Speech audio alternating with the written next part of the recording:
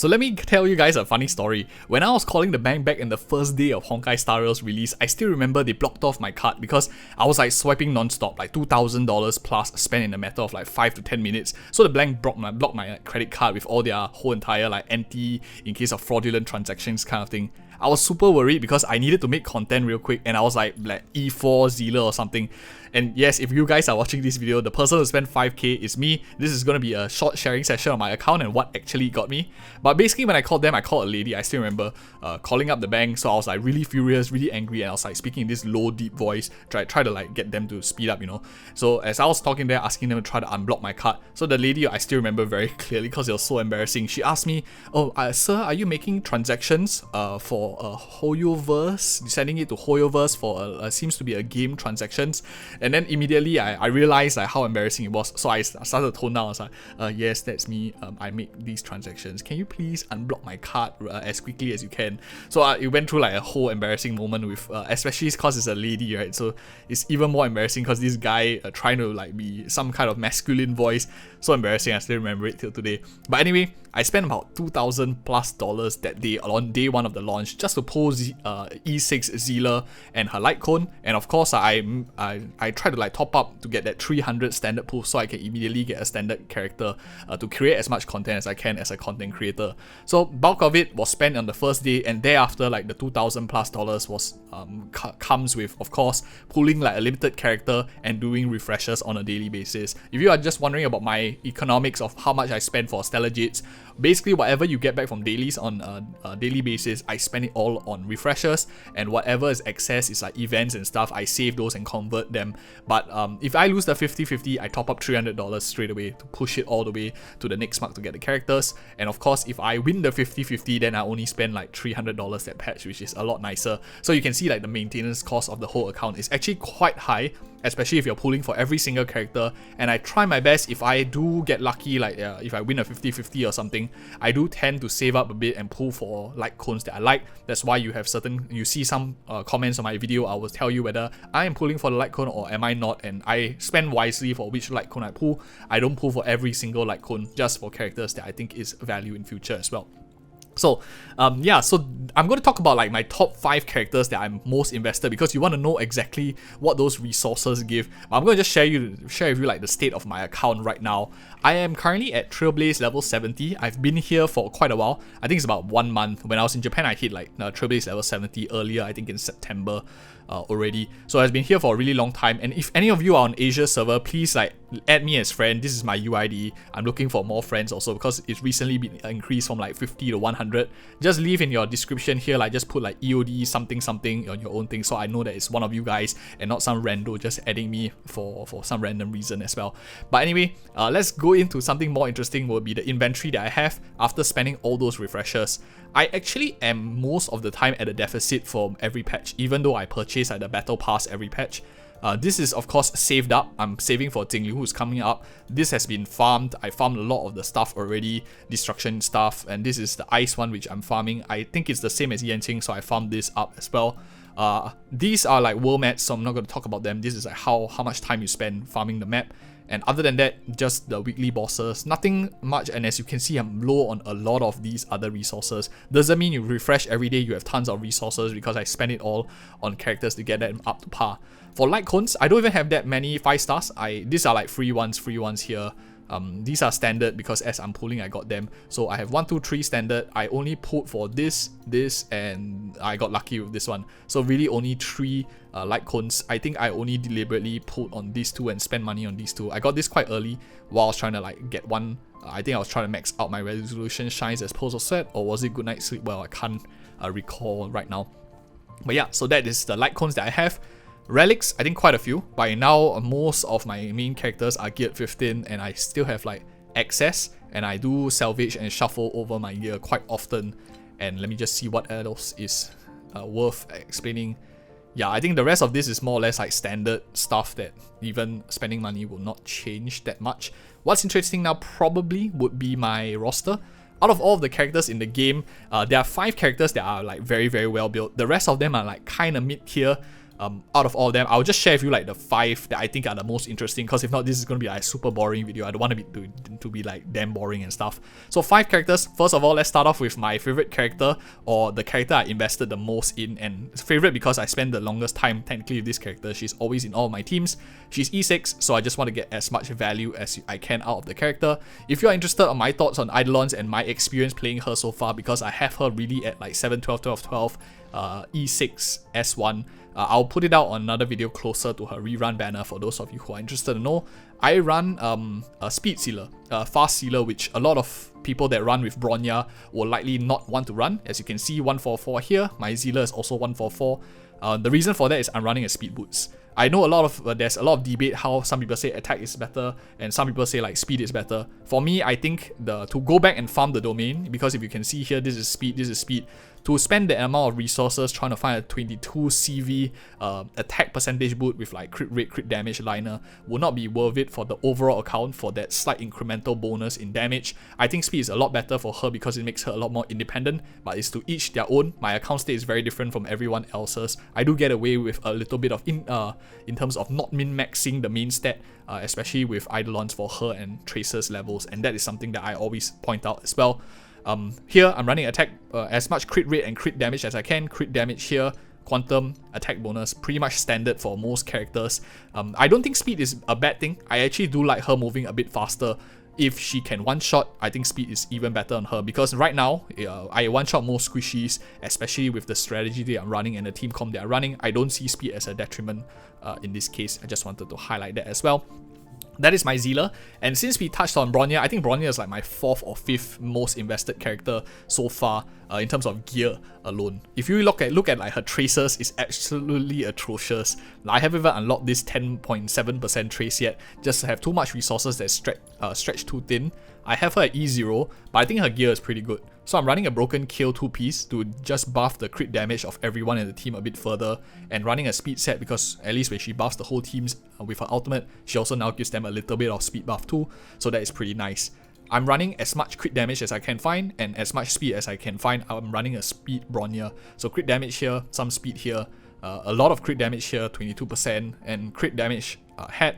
I'm looking for effect rest because I want to proc the broken kills effect here, and I'm running a speed boots with as much crit damage as I can find. HP here is mainly because of the 6 speed and also making her a bit tankier means she doesn't die that much. She hardly autos attacks on my team compositions, so making her a bit chunkier is always nicer to have. And Link Rope, I'm running energy restoration rate just to have increased uptime. Ideally, I want a little bit more speed, but these stats, I think defense is not a bad thing to have, and I already kept up on effect rest here. So yeah, that is my Bronya. A fast Bronya, because I mainly play her together with Blade in the same team. And fast Bronya means that she moves as quickly as I can, gets more turns, either more skill points or pushing up the team a bit more, gives her a bit more flexibility. And I'm running dance. Not bringing her up to 80 yet because I don't see myself unlocking these tracers anytime soon. Because this is like 75 and I don't think I will need this either, and her additional stats of HP, attack and defense and stuff like I don't see it as a critical thing. I rather save that like 100 books for a new character that's coming out so I can farm more relics for my main characters. And since we are talking about Blade already, he's my second best build character. I would say he's actually my best build character if we don't count Zealer's E6. If I had Blade at E6, I think he will be significantly better, and the reason for that is the time that I spend in Longevous Disciple domain here and the Broken Kill domain, which is like significantly higher than I spend in the Quantum domain and the Inert Salsoto domain, just for like efficiency purposes, because this domain you still get the speed set, which I farm a lot. I like the speed set a lot, and I like this set a lot too. Broken Kill, of course, is really good, super general. I love this set as well. What am I running for him? I am running a very slow Blade, like base speed is like 97, and he has quite a bit of HP with 72% crit rate and 167 crit damage with additional 10% from Broken Kill. For his relics, I am running 4-piece Longevous. Basically, this is like his very solid set. Some will argue that Broken Kill might not be the best, but Broken Kill allows him to play as like a secondary DPS to buff a main DPS. Given his flexibility doesn't use too much skill points, I do like that flexibility to like slot him in with Imbibitor Lunae, for example, or even like to some extent slot him in with Zealer to be like a secondary DPS in a team. Quite flexible, I would say. For relics, I am trying to look for crit rate, crit damage as far as I can. HP just came with it, luckily, super lucky on that. So like some crit damage here, some crit rate attack. This boots I felt was really good. It gives him a lot of crit rate, a lot of crit damage, HP, and wind damage as well as HP percentage here. Pretty standard. The reason why I chose HP over speed is because I play him with Bronya, so having him move slower means that every instances of damage that he does more damage given the slightly higher HP amount, and also because it's a lot easier to find crit rate, crit damage on a boot that, like, if it's there for speed and it's like crit rate, crit damage, a lot more people could use it, and if he could do with HP percentage, I think it's already much better for my overall account game state. Moving slower also means his counter does more damage, and since that is his playstyle, I do not see it as like a significant detriment if he moves a little bit slower. But to each your own, you can decide however you want to build your characters. This is how I just built one of mine. So 3 characters already.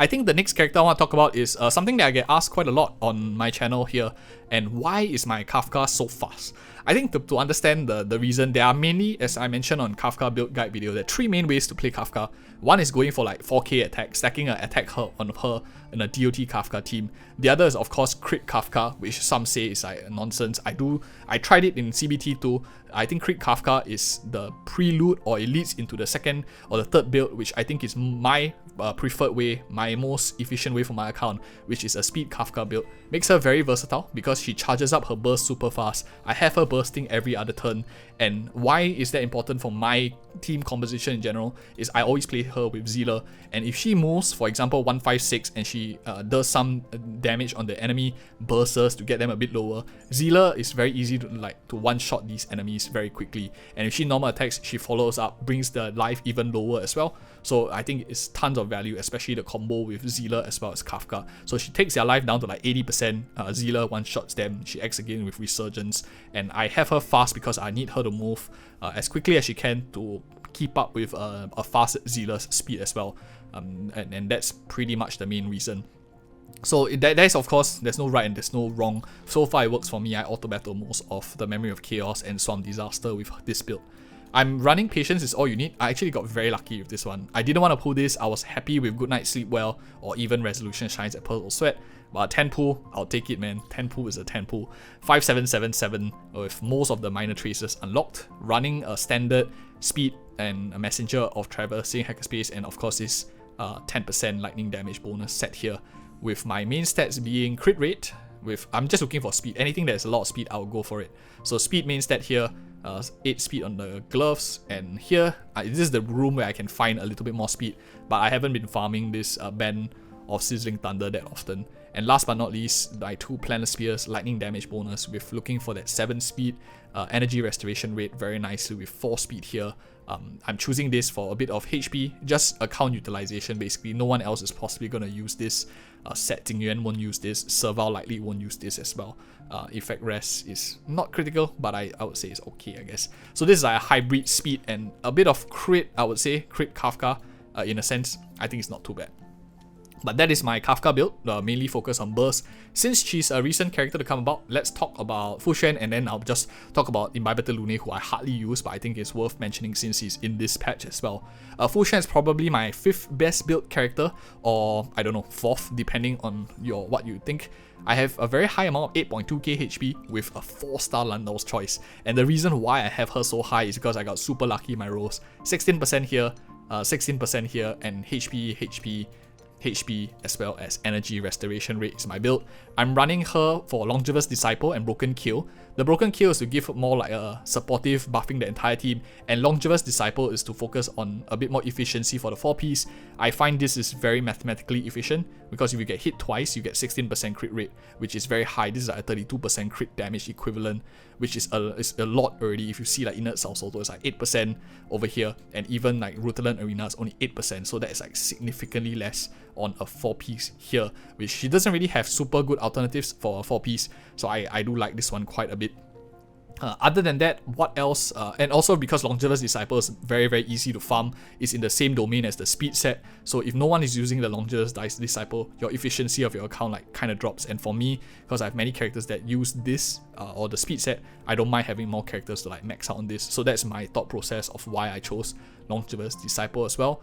For Traces, I have her at 5988, and one of the reasons why I run Landor's Choice is because she draws the aggro to herself. Not only you get this damage reduce, which helps the apportion damage, it combos very nicely with this 4-piece Longevous Disciple, where if you draw aggro to yourself, you get that damage, you get this crit rate quicker also. And for those of you who don't know, like this 4-piece doesn't proc on apportion damage, so she has to be the target getting hit. Of course, AoE is one of them, but single target, you want her to get directed the attack. Quite high uptime, in my opinion, to act a bit more as a bruiser. And some of you might be saying, do you really need her as a bruiser? I play her with Nickss in the same team for now, especially in a Zealer team. I find it works very well because I auto battle everything in Memory of Chaos and Storm Disaster. It does add a bit of value to bring her out more as a sub DPS in the team, so I can add more damage output, because the thing that Zealand lacks is a bit of attrition on the enemies, and if Fucc can contribute to that ulti burst to take the enemy's life down to critical level where she can one shot, then Resurgence procs more also. Resurgence, of course, is the talent that she has here. This is the follow-up attack when she defeats a target. So that's the concept of why I'm playing it like that. And last character that I have, not very well built, I have Imbibitor Lunae. I think I got quite lucky with his build. He's at 42,182, a bit lower than I would have liked. I didn't really farm that much for this character, as you can see. I play him still on my main team in the Memory of Chaos, even though he's like not super well invested. But it just shows how good this character can be. Attacking debuff enemy get more 10 crit rate and stuff, so that's where it makes up a bit of the lacking. Would ideally like a little bit more difference, but here's my build. I think it's more or less the same like most of you. You will be running a Wastelander of Banditry here. I have pretty decent gear that I brought over. This could be a lot better. I think this is where all the missing crit rate could come from if I get a nicer one, but I haven't been farming this domain, like not super urgent and efficient to farm either. This is also where I could find more crit rate here. But other than that, I'm using a pretty nice imaginary damage bonus, attack bonus here. I just got lucky with this one, and I don't think I'll be able to find like a Rutilant Arena, which is like as good as these two that I can find. And besides, I think this is pretty decent stats to have if I'm running Blade on the same team. So I like Blade gives him 10% crit damage, he gives Blade 10% crit damage. So collectively they got like 20% each, just shared between both of them. Of course, on top of that, I also have Luota giving the additional 10%. Even my gears are not even complete because I don't have enough of the imaginary set, and I don't have enough of this musketeer set. So, but it still works. It's still in my auto battle main team. I guess that's what money buys. Money buys skill. I'm just joking. But anyways, that's my account.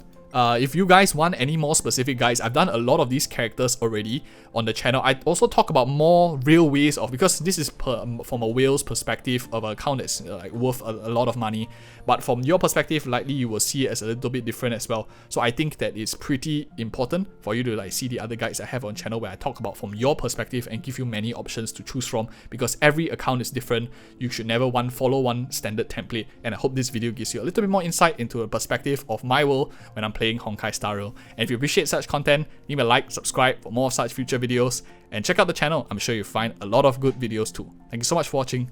See you in the next video.